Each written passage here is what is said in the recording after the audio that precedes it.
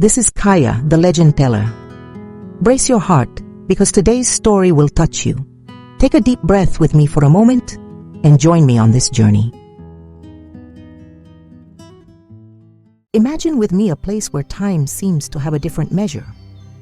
The lands of the far north, where ice and sea dance an eternal waltz, where nights can last for months and silence has an almost solid texture.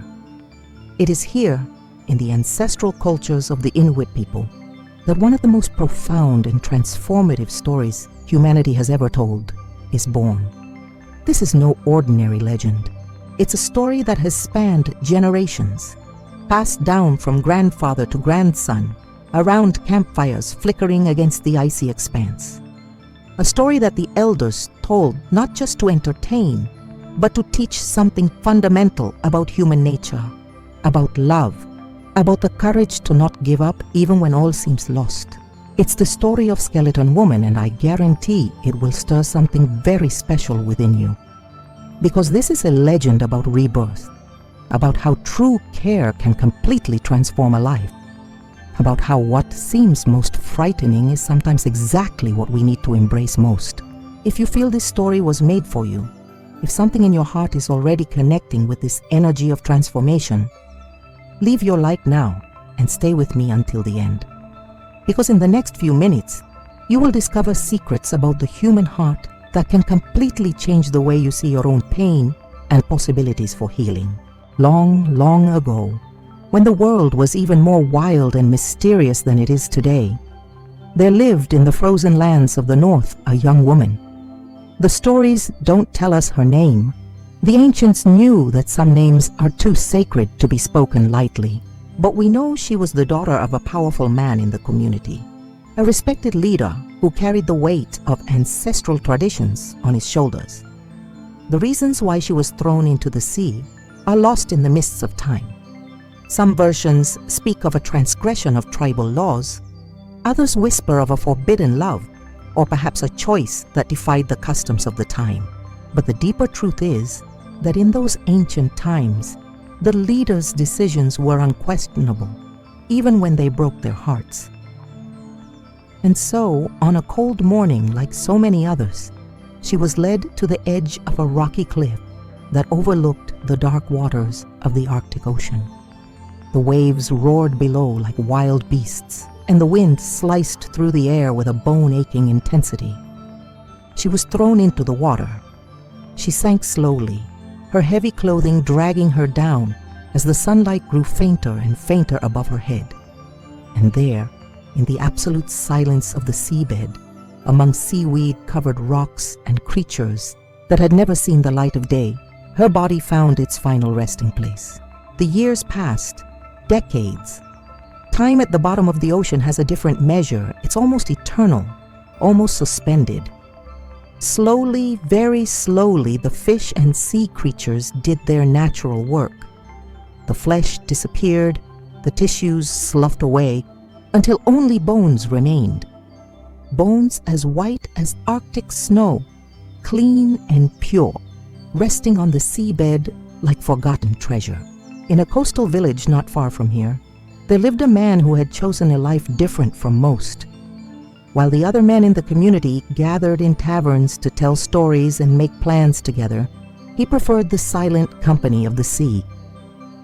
It wasn't out of arrogance or disdain for others. It was simply because he had found in the ocean a language his heart understood perfectly. He knew every submerged rock, every current, every change in the wave's behavior. He could read the sky like an open book and predict the weather simply by observing the color of the water. His neighbors respected him, but they didn't fully understand him. Why would anyone choose solitude when they could have company, they wondered.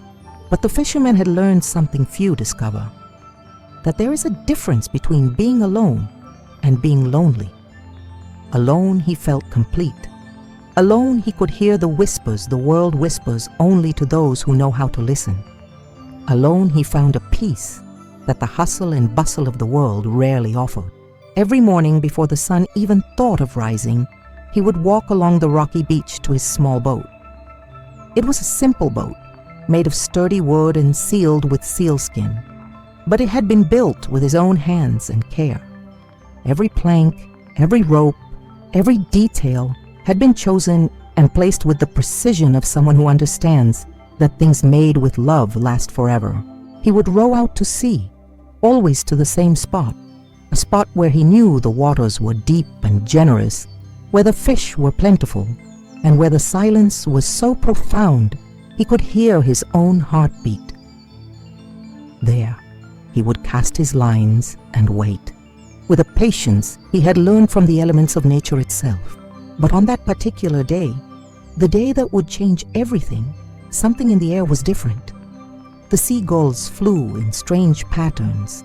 The waters had a slightly different color, and even the wind seemed to whisper secrets he couldn't decipher. The fisherman cast his line into the deep waters as he had done every morning for so many years he had lost count.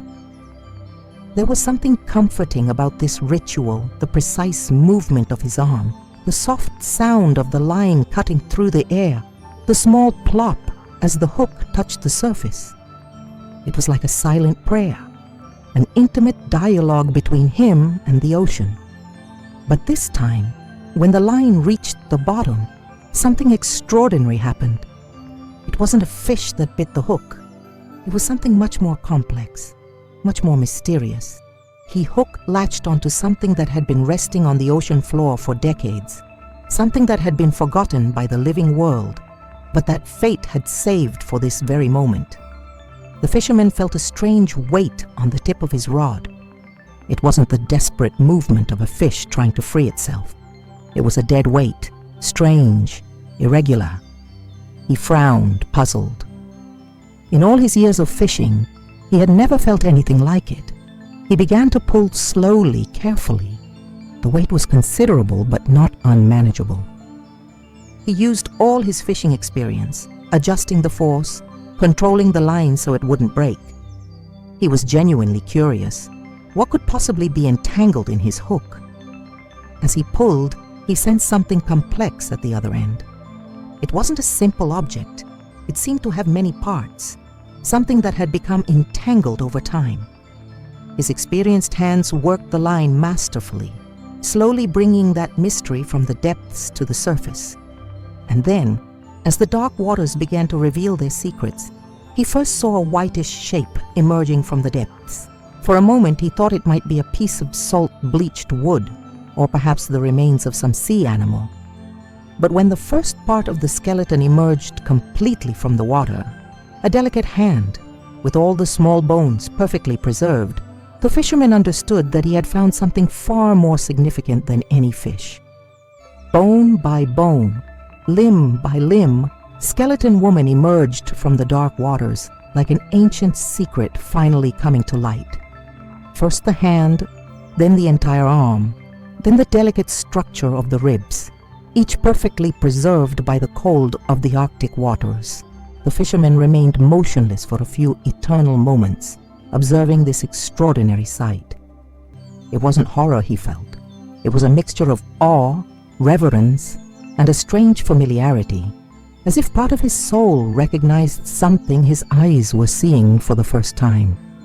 The bones glowed with a pale luminescence in the morning light, as if they had absorbed the silvery essence of the moon during all those decades at the bottom of the sea. Each fragment of the skeleton told a silent story. The delicate curve of the skull, the elegant lines of the long bones, the fragile but surprisingly intact structure of a woman who had been young when she met her fate in the waters. But what most impressed the fisherman was the way the bones were intertwined. Years and years at the bottom of the ocean, moved by underwater currents, entangled in seaweed and other fishermen's lost ropes, had created a complex web that transformed the skeleton into a kind of natural sculpture, a work of art created by time and nature itself. There was something almost hypnotic about the way she floated on the surface, half submerged, half surfaced, as if dancing a very slow dance with the waves. Her long hair, once as black as the Arctic night, was long gone, but seaweed entwined her skull like a green and gold crown. The fisherman realized he was breathing heavily, not from fear, but from an emotion he couldn't name.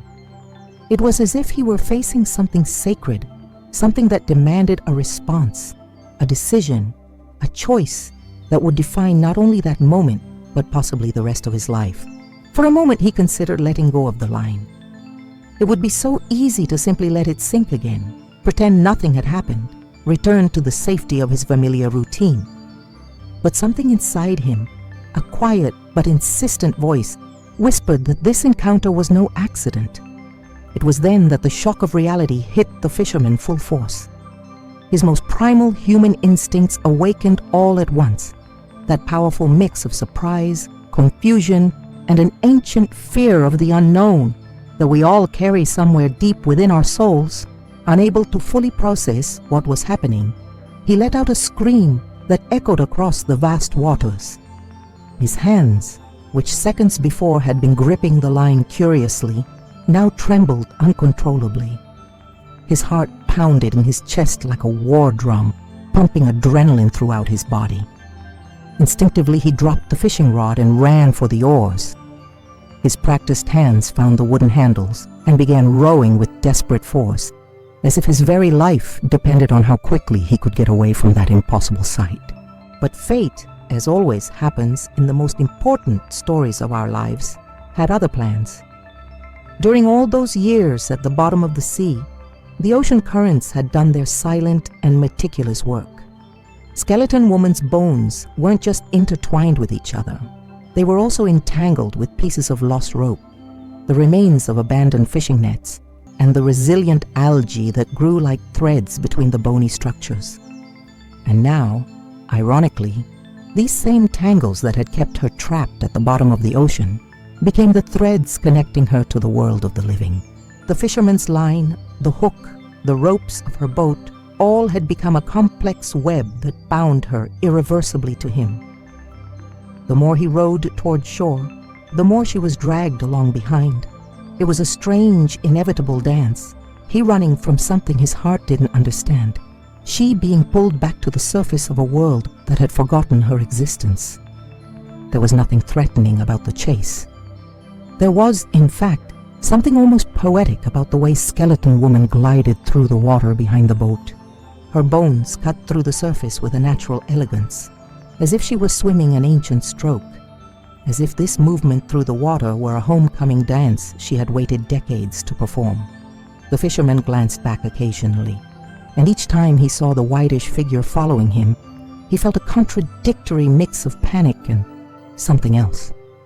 A strange feeling that perhaps he wasn't the one driving this situation. The shore never seemed so distant as in those minutes that stretched like hours. The fisherman rowed with all the strength his arms could muster, but it was as if the waters themselves conspired to slow his escape.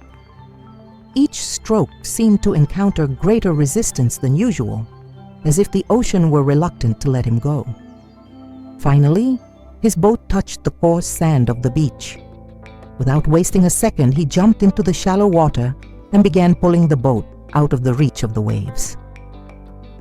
His boots sank into the wet sand as he dragged the vessel, and it was only then that he realized he wasn't alone on that beach. Skeleton Woman had arrived with him. The tangles of rope and seaweed had brought her to the water's edge, where she now lay partially submerged, partially exposed to the daylight. It was the first time in decades she had touched dry land, and there was something deeply symbolic about that moment, as if it were a rebirth, a return to the world of the living after a long and involuntary exile.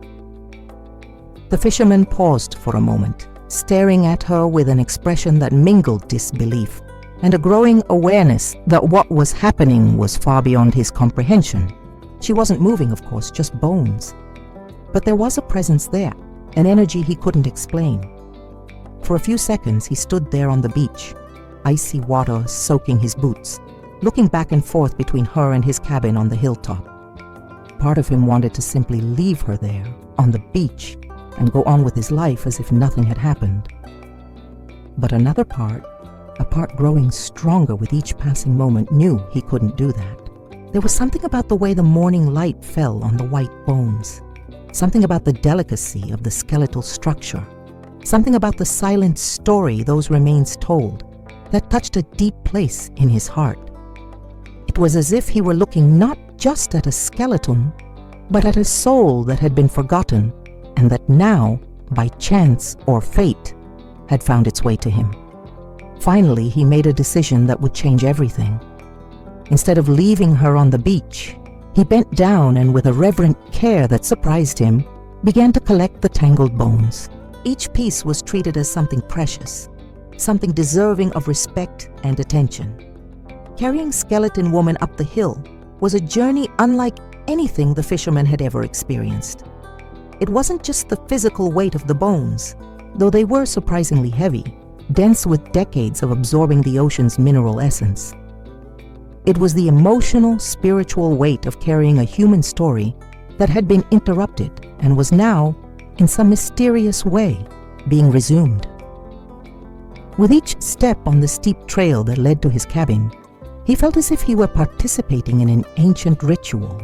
The bones swayed gently in his arms, producing a very low, musical sound, a barely perceptible tinkling reminiscent of wind chimes or raindrops on dry leaves. It was a sound that didn't frighten, but spoke of ancient things, of memories stored deep within the earth and sea. His cabin, built with his own hands years before, had never felt so welcoming. It was a simple but solid structure, made of logs cut from the nearby forest and covered with a wooden roof that had withstood countless Arctic storms. The thick walls kept him warm during the brutal winters, and the small windows offered perfect views of the ocean that had become his most constant companion. When he reached the door, he hesitated for a moment.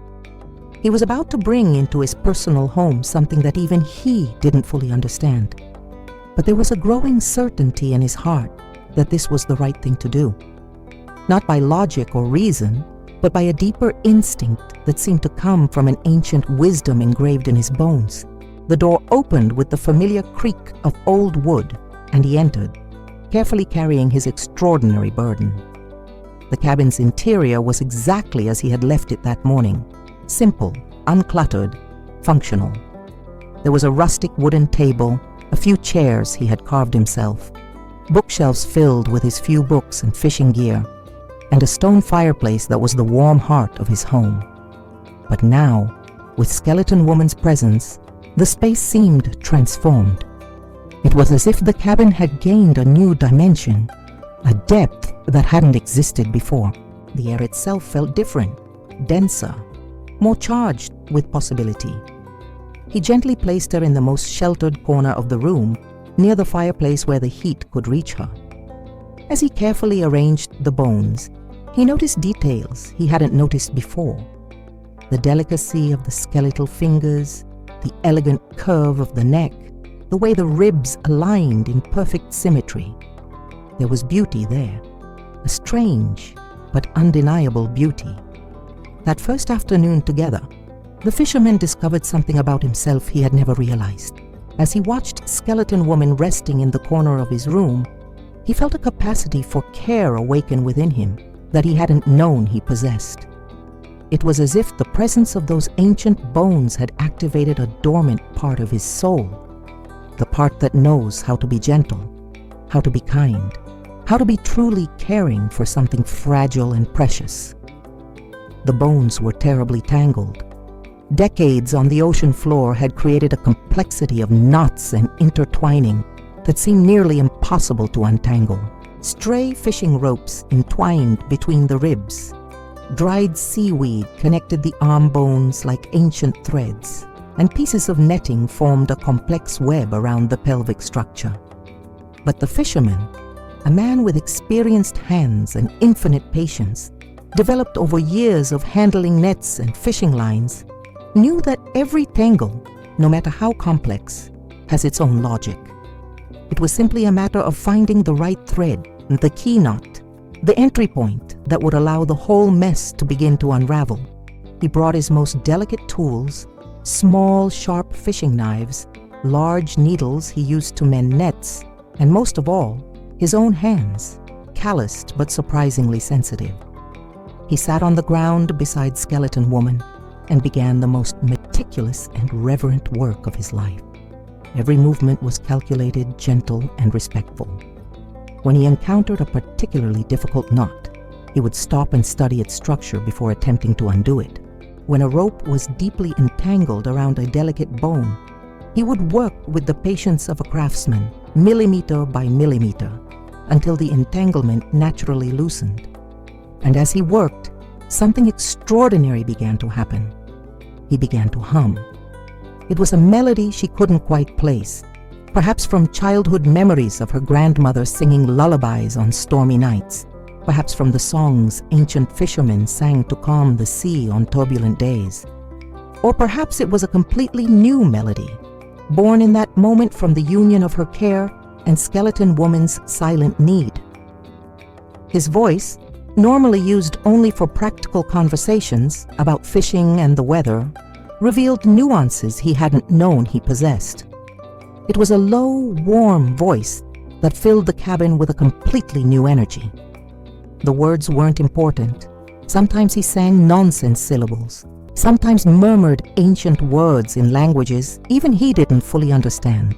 As the work progressed, the fisherman entered an almost meditative state. His hands moved with a precision that seemed to come from a wisdom older than his own experience. It was as if he were performing a ritual practiced by generations of men before him, men who had also encountered lost souls and chosen to care for them rather than flee. Each bone he freed from the tangles was treated with special reverence. First, he gently cleaned it, removing the dried algae and marine sediment that had accumulated over the decades.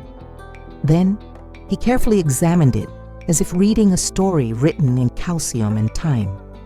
Finally, he placed it in its correct place, slowly reconstructing the human architecture that had been disorganized by the ocean currents.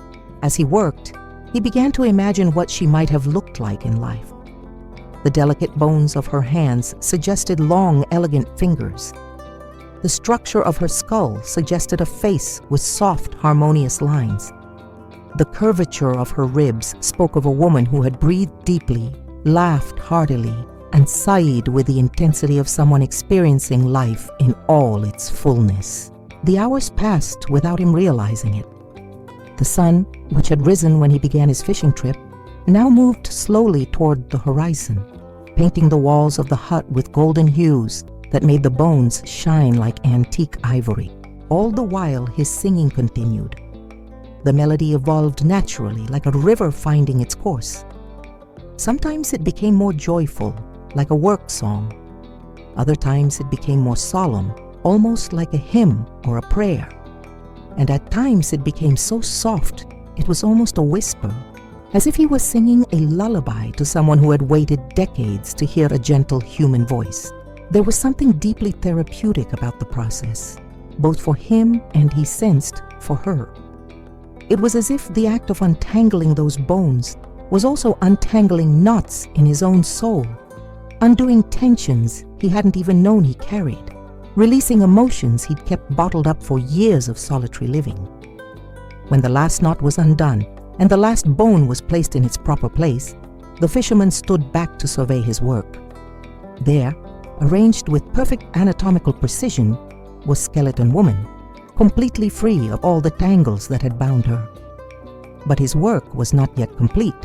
The fisherman looked around his hut, searching for something he could offer Skeleton Woman. It wasn't a practical quest. Bones didn't feel cold the way a living body did. It was something much deeper, an emotional and spiritual need to give her some kind of comfort, some tangible demonstration that she was no longer abandoned. His eyes fell on the wooden chest in the corner of the cabin where he kept his most precious belongings. Inside was the blanket his grandmother had woven with her own hands when he was still a boy. It was made of lamb's wool dyed with natural dyes, deep blues like the ocean on a stormy day, soft greens like Arctic summer prairies, and golden threads that caught the light like rays of sunlight. That blanket had been her companion on the coldest nights, her solace in the loneliest times, her most tangible connection to the memory of a family long gone. It was, without a doubt, her most precious possession, not for its material value, but for the love woven into every thread. For a moment he hesitated. Giving that blanket meant giving away his most intimate possession, his warmest memory. But when he looked again at Skeleton Woman, arranged so carefully on the floor of his hut, he knew he had no choice. She deserved the best he could offer. He removed the blanket from the trunk with irreverent movements, feeling the familiar texture of the wool between his calloused fingers. The fabric still carried a subtle scent of lavender, a reminder of the herbs his grandmother used to tuck into her stored clothes. It was like holding a physical memory, a bridge between past and present. He approached Skeleton Woman and with infinite care began to cover her with the blanket. First he positioned the fabric over her skull, creating a kind of hood that delicately framed the bony structure of her face. Then he spread the blanket along her body, covering her ribs, arms, pelvis, and legs, until every bone was protected under the symbolic warmth of the wool. It was a simple gesture, but one laden with profound meaning. For the first time since she had been cast overboard, someone was caring for Skeleton Woman, not out of obligation or fear, but out of free and loving choice. For the first time in decades, she was being treated not as something to be avoided or forgotten, but as someone worthy of care, attention, and respect. When he finished adjusting the blanket, the fisherman sat on the ground beside it and simply stood there, silently contemplating. There was a different quality to the air in the hut now, a sense of completeness, as if something that had been broken for so long had finally been mended. When the Arctic night finally enveloped the small hut in its dark, starry embrace, the fisherman prepared for bed with a different heart than he had that morning. There was a sense of purpose fulfilled, but also of anticipation, as if that day had been just the first movement of a much larger symphony about to unfold. He lit some candles and added extra wood to the fireplace, ensuring the cabin would stay warm throughout the night. It wasn't for Skeleton Woman. Bones didn't need physical warmth. It was for himself, and perhaps some deep instinct that whispered this would be no ordinary night. Before lying down on his simple bed of wood and furs, he glanced one last time at the corner where Skeleton Woman rested under her precious blanket. The flames from the fireplace created dancing shadows that seemed to give movement to the covered bones, as if she were breathing very slowly, as if she was simply sleeping a very deep sleep. "Good night," he murmured softly, and immediately found himself surprised by his own words. How long had it been since he'd wished someone good night? How long had it been since he'd shared his space with another presence, even a silent one? Sleep came more easily than he expected. Perhaps it was the emotional exhaustion of the extraordinary day, or perhaps it was the strange sense of peace that had settled over his cabin. For the first time in years, he drifted off with the knowledge that he was not completely alone. And then the dreams began. These dreams were unlike anything he had experienced before. They weren't the jumbled, fragmented sequences that normally filled his mind during sleep. They were complete narratives, stories that unfolded with the clarity of vivid memories. He dreamed of a vibrant young woman with hair as black as the Arctic night and eyes that shone with a powerful inner light. She walked rocky beaches on sunny days, gathered herbs on the verdant summer hills, and danced around campfires with other young people from her tribe. There was a joy for life about her that was almost palpable, even in dreams, but the dreams also revealed sadness. He saw the moment of forced separation, felt its pain as if it were his own. He experienced the sensation of sinking into the cold waters, the gradual acceptance of fate, the long years of waiting in the absolute silence of the seabed. And then, in the middle of the deepest night, something extraordinary happened. In the midst of those deep, vivid dreams, the fisherman began to cry. It wasn't a conscious or controlled cry, tears welling up from somewhere deep within his soul, as if all the pent-up emotions of a lifetime of loneliness had finally found a way out. They were tears for her, for the injustice of such a cruel fate, for the loneliness of decades at the bottom of the ocean, for the pain of being rejected and forgotten. But they were also tears for himself, for all the years he had spent avoiding deep connections, for all the times he had chosen the safety of solitude over the vulnerability of love, for all the missed opportunities to be truly close to another soul. And there was still another kind of tears, tears of gratitude. Gratitude for having been chosen for this extraordinary encounter, for having had the courage not to run away, for having discovered within yourself a capacity for care you didn't know you possessed. Tears streamed silently down her sleeping face, falling onto the feather pillow her own mother had sewn years before. Each drop carried with it not just salt and water, but the full emotional complexity of that transformative day, fear and courage, loneliness and connection, loss and discovery. Skeleton Woman, under her precious blanket, remained motionless in the corner of the hut. But there was something different about the quality of her stillness. It was as if she were listening, as if each falling tear were a musical note she was capturing with a sensitivity that transcended the physical senses. And then, driven by an impulse that came from somewhere beyond logic or reason, she began to move. It was an almost imperceptible movement at first, just a slight shifting under the blanket, as if she were settling into a more comfortable position. But gradually, very gradually, she began to rise from the ground where she had rested since arriving at the cabin. Her bones made no sound as she moved. It was as if she were floating, gliding through the air with the lightness of a sea breeze. The blanket slipped partway from her skeletal shoulders as she silently approached the bed where the fisherman slept and wept. When she reached the bedside, she reached out a skeletal hand, the same one that had been the first to emerge from the waters that morning, and, with infinite delicacy, touched the tears streaming down the sleeping man's face. And it was in that moment, in that touch between the ancient bone and the fresh tear, that the true magic of the legend began to manifest itself. The touch of tears on Skeleton Woman's skeletal fingers unleashed something beyond any known natural law. It was as if those salty drops carried with them not only the fisherman's emotional essence, but an ancient life force that had lain dormant, waiting for the right moment to awaken. At first it was just a slight tingling in her bony fingertips, a sensation she hadn't experienced in decades. Then a gentle warmth began to spread through the bones of her hand, as if a very delicate electric current were coursing through the calcium structure that had been her only body for so long. The tears seemed to have an almost alchemical property. Wherever they touched the bones, something extraordinary began to happen.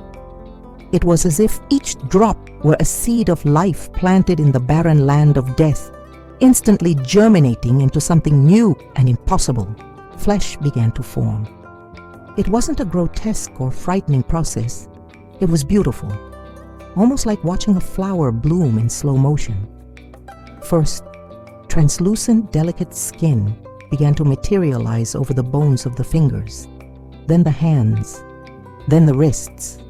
It was skin that glowed softly in the dim candlelight, as if it had a luminescence of its own. Delicate muscles began to take shape beneath the new skin, creating the soft curves and elegant lines of a woman's arms. Tendons materialized like silken threads, connecting bone to bone with perfect anatomical precision.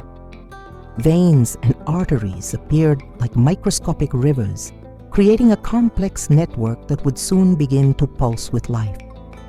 The process spread like concentric waves from the point where the tears had touched, from arms to shoulders, from shoulders to torso, creating flesh-covered ribs, delicate breasts, a heart that began to beat with a soft, steady rhythm. Hair began to sprout from her skull. Not the hair she had had in life, but something completely new. It was black as the deepest night, but with glints that caught the starlight. It grew rapidly, cascading down her shoulders like a curtain of liquid silk, much longer and shinier than it had been before. His face formed last, and it was perhaps the most miraculous part of the entire transformation. The eyes that materialized in the previously empty sockets were not just ordinary human eyes. They were eyes that had seen death and returned, eyes that carried the wisdom of the depths and the gratitude of rebirth. They were a deep blue, like the most distant ocean, but with golden flecks that shone like sunlight filtering through the water. When the transformation was complete, she took her first breath in decades. It was a deep, conscious breath, like someone finally surfacing after a long dive.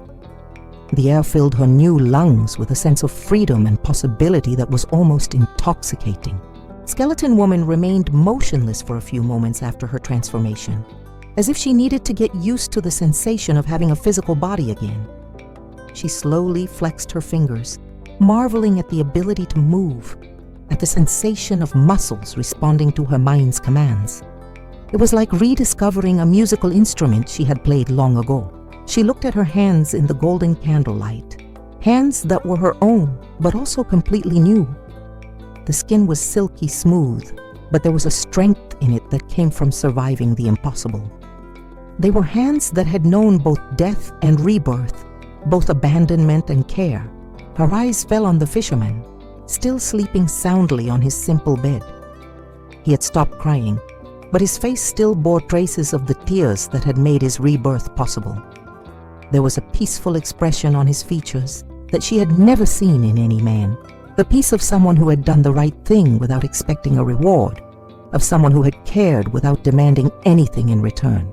She moved even closer to the bed, moving with a natural grace that seemed to come from decades of practice, even though she hadn't moved in so long. Her bare feet touched the wooden floor of the cabin without making the slightest sound, as if she were made of light and shadow instead of flesh and bone. When she reached the bedside, she knelt gently beside the sleeping man.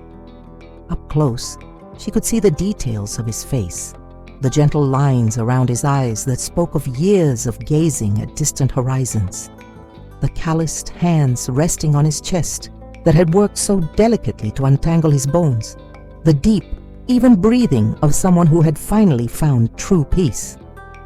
There were so many things she wanted to say, so many words of gratitude that had accumulated over decades of silence. But she knew instinctively that this wasn't a time for words. It was a time for presence, for the silent language that exists between souls recognizing each other. Instead of speaking, she simply reached out a hand, and with the same gentleness with which he had treated her bones, lightly touched the fisherman's gray hair. It was a touch of pure gratitude, of recognition, of a connection that had been forged in mutual care. And then, knowing he needed a rest after such a transformative day, she slipped away silently and sat in the wooden chair near the fireplace. There, she simply watched, the dancing flames that kept the cabin warm, the peaceful face of the man who had made her rebirth possible, the beautiful simplicity of the home that had become her refuge. For the first time in decades, she wasn't alone. And for the first time in her new life, she wasn't hidden or rejected. She was right where she belonged. The first rays of the Arctic sun began to filter through the cabin's small windows, painting the wooden walls with golden and pink hues that transformed the humble space into a cathedral of light. It was the kind of dawn that comes only after the most transformative nights, when the world seems to have fundamentally shifted between sleep and awakening. The fisherman began to wake gradually, emerging from dreams that had been more real than any waking moment. For a few moments, he remained with his eyes closed, trying to hold on to the threads of those extraordinary dreams before they dissolved into the light of day. There was something precious in them, something his heart did not want to lose. But then he remembered. The skeleton woman. The previous day had really happened. Not a dream, but a reality that had changed his life forever.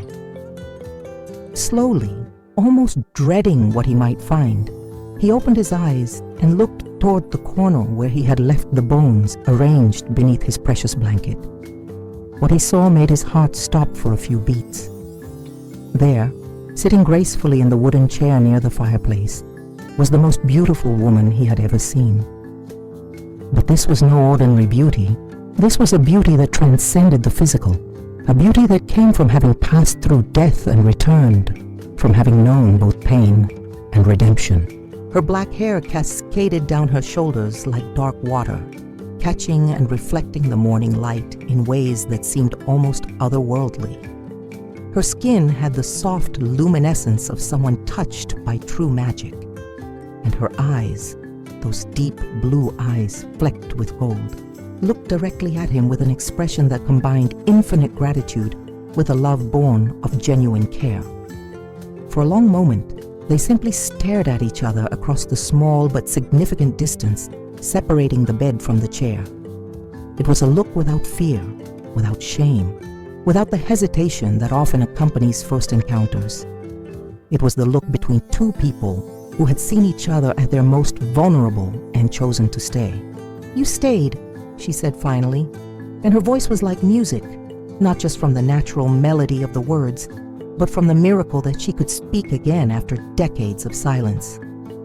"You're back," he replied, and there was in his voice a mixture of admiration and gratitude so deep that it almost made him cry again.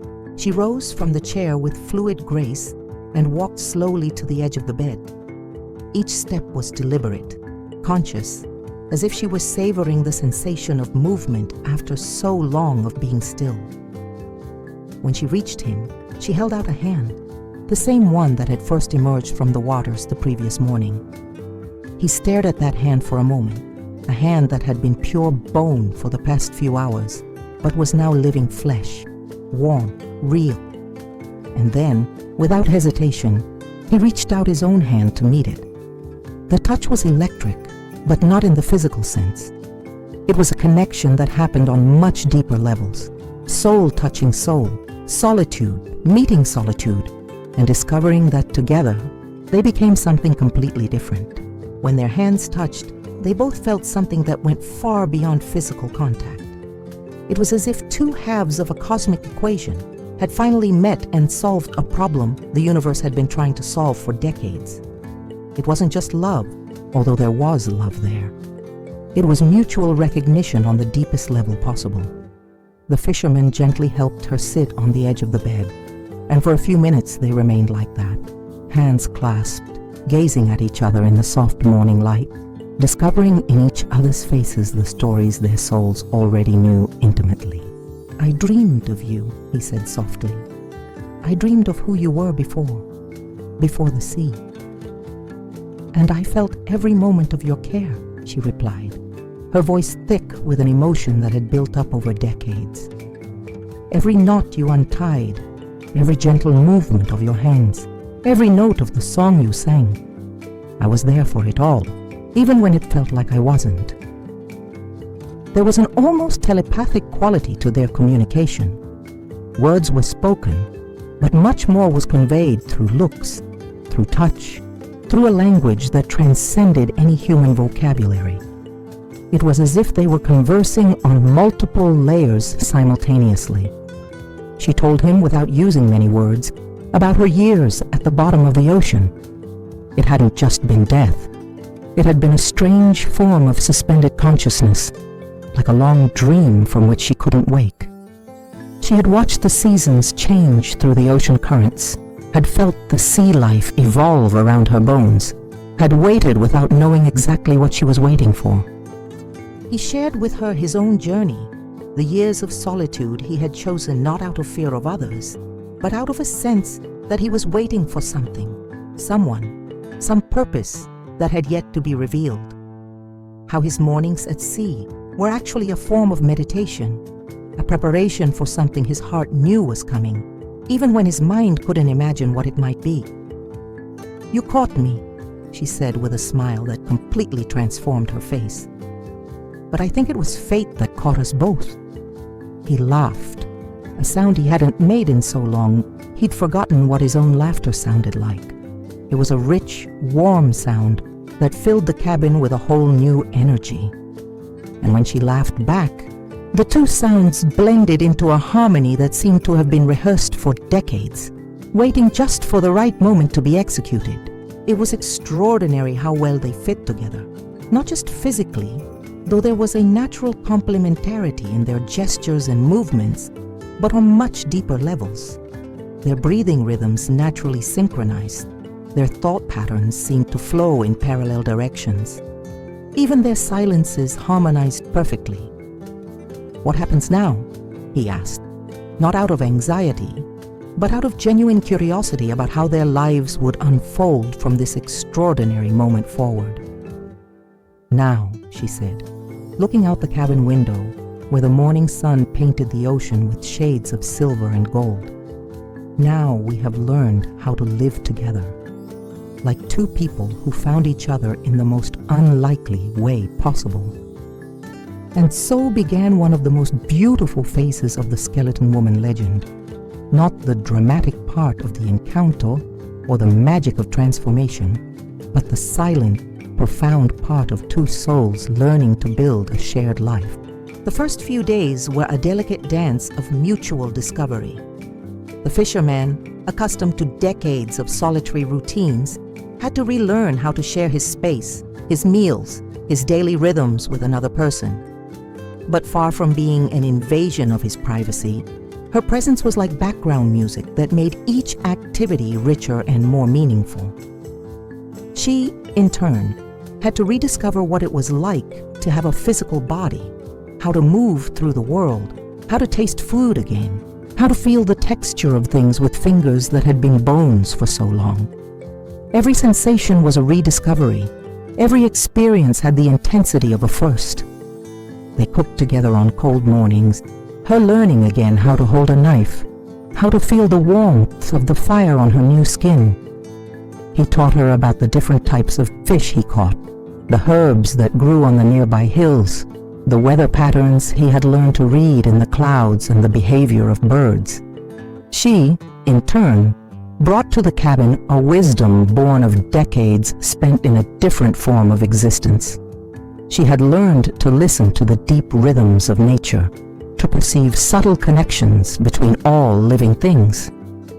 When she spoke about ocean currents or tidal cycles, it was with the intimacy of someone who had lived within these patterns, not just observed them. Their conversations stretched on for hours, covering territory two strangers could never explore together. But they weren't strangers. They were two people who had met at their most vulnerable moment and chosen to stay. This created a foundation of trust that allowed for a rare depth of communication. They talked about philosophy and practical matters, childhood memories and dreams for the future. She told of what it was like to be conscious, yet still at the bottom of the sea. He shared about the solitary contemplations he'd had during years of silent fishing. In the evenings, they would sit by the fireplace, he in his familiar chair, she in the chair that had become hers, and simply enjoy each other's company. Sometimes they talked, sometimes they read. She was rediscovering the joy of reading with a voracious hunger. Sometimes they simply sat in silence, listening to the wind outside and the crackle of the flames. And slowly, naturally, without rush or pressure, they fell in love. It wasn't love at first sight, though there was instant recognition. It was something much deeper and more enduring. A love that grew from mutual care, genuine admiration, and shared gratitude for having found each other against all odds.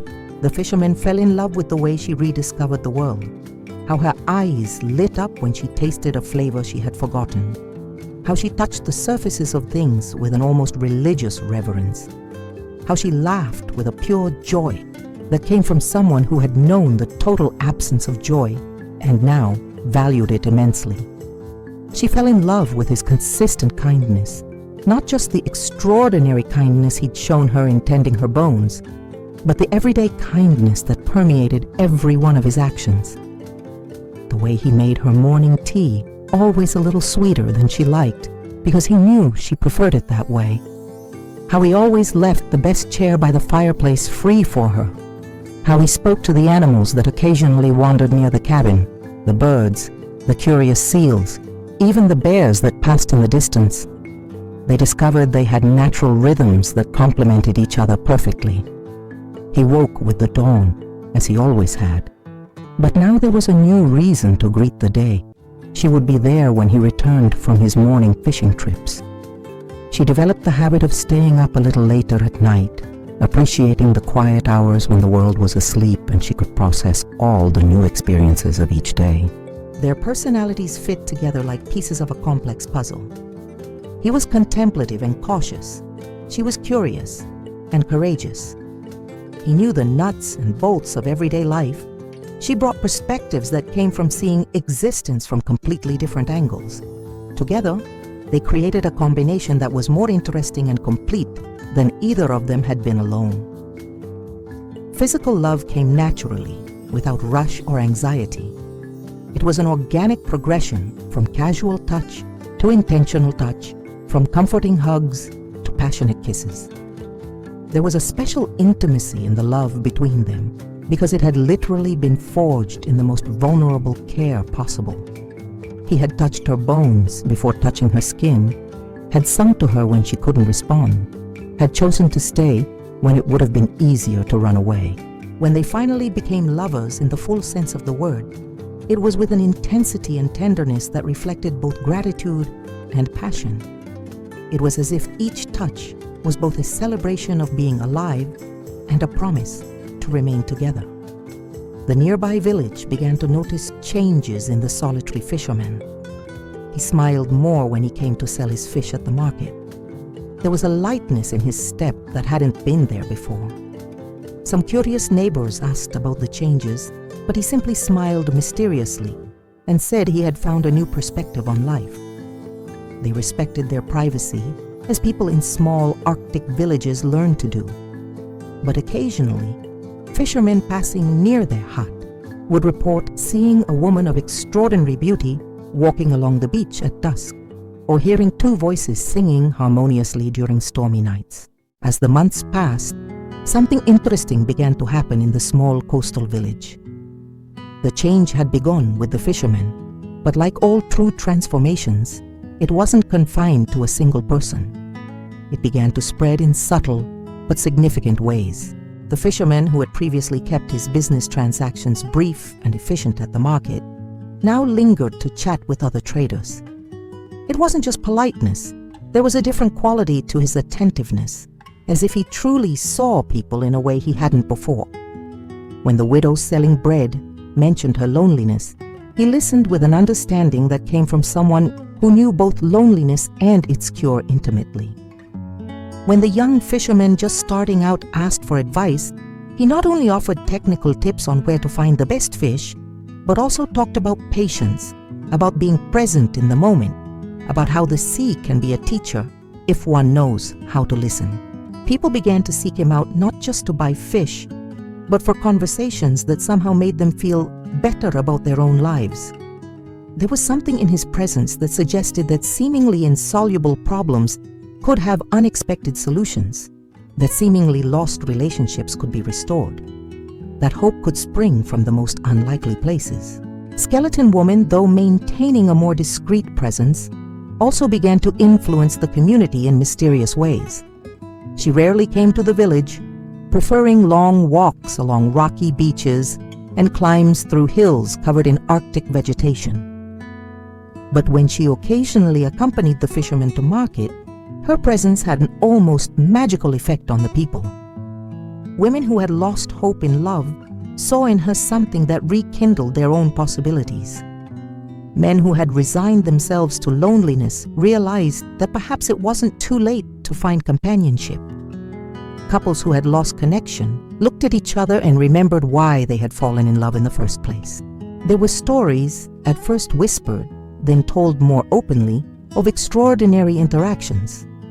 The woman battling a terminal illness who, after a chance conversation with Skeleton Woman on the beach, found an inner peace that transformed her final months into an experience of beauty rather than mere suffering. The man who had lost his boat in a storm and was considering giving up fishing, who found the fishermen mending nets and came away from the conversation not only with practical advice on how to start over, but with a renewal of purpose he hadn't felt in years. The teenager who felt strange and out of place in her small community, who saw a skeleton woman collecting herbs in the hills and, in a spontaneous conversation, discovered that being different was not a curse, but a gift that needed to be cultivated and celebrated. It was as if the love story between the fisherman and skeleton woman had released something into the air of the region, a possibility of transformation that was available to anyone brave enough to embrace seemingly impossible change. The village elders began to whisper that perhaps the ancient legends were not just stories, but maps to kinds of experience that was still possible for those who had eyes to see and hearts to receive. And so, the story that had begun with bones at the bottom of the ocean became a living legend that continued to grow and spread.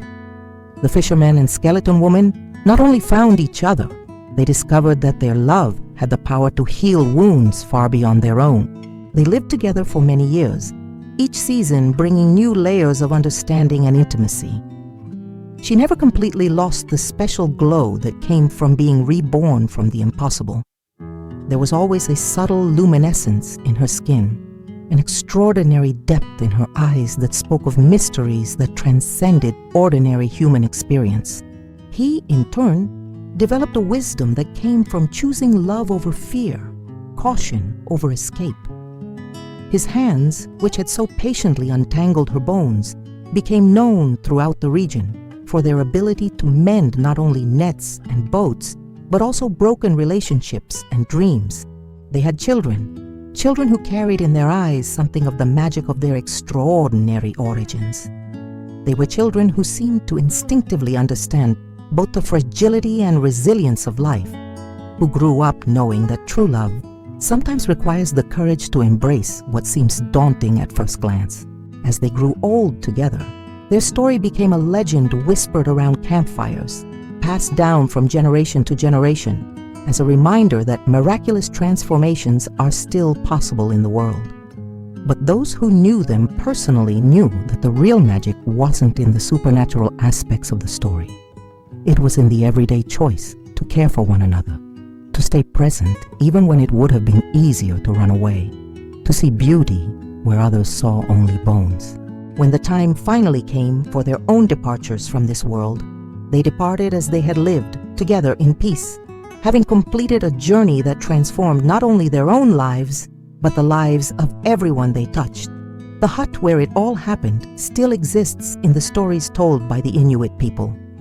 They say that on certain nights of the full moon, two voices can still be heard singing harmoniously, and that couples experiencing hardship sometimes make pilgrimages there, seeking the wisdom that flows from a love strong enough to bring life back from death.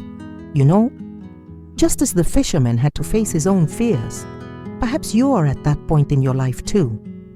Often what scares us most is looking head-on at our own loneliness and realizing that it carries a call for change.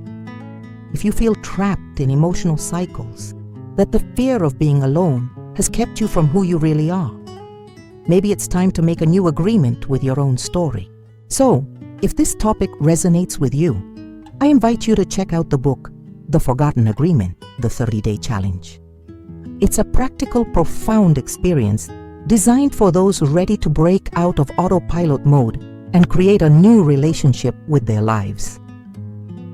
The link is in the description, and I'll be waiting for you there. Perhaps the true story behind this story is that we all have a part of ourselves that we've left behind. Parts we avoid, that we hide, afraid to face what will happen if we look them in the eye. The fear of loneliness is often not about being without people. It's about being without ourselves. How many times have you done like the fisherman at the beginning of the story? You ran away, locked yourself away, closed doors, and deep down, the pain remained there, following you. The truth is, only when we stop running, only when we have the courage to sit face to face with what we fear most, does transformation begin. It doesn't have to be all at once, but it can start now. Maybe today is the day you untangle your own knots, to look lovingly at your loneliness, to care for it, and who knows, to be reborn in a way you never imagined. So I ask you, What part of you is asking to be seen? What have you been avoiding feeling but know it's past time to embrace? Take a deep breath and remember, you are not alone in this experience. If this story touched you, if you feel you need to hear more stories like this, I invite you to subscribe to the channel and activate the bell. And in the comments, tell me, what part of the story touched you most? Share it with someone who also needs to hear this message.